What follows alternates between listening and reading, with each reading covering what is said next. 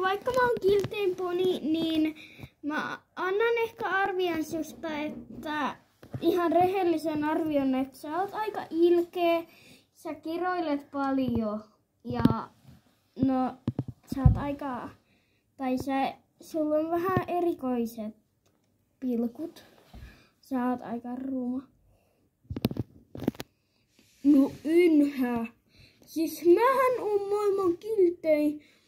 Mä oon niin kaunis ja niinku mä oon paras hevonen universumissa. Ja kattokaa miten hieno loimikin mulla on. Siis siinä on tämmösiä kukkiikin. Hei, toi on kyllä ihan suoraan varastettu Oreolta. No eihän. Orea sai sen just joululahjaksi.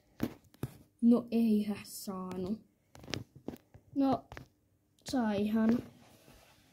No ei saanut.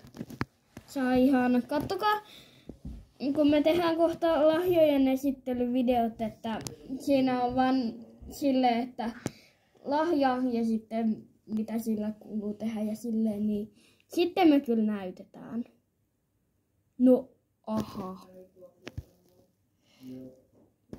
Niin joo.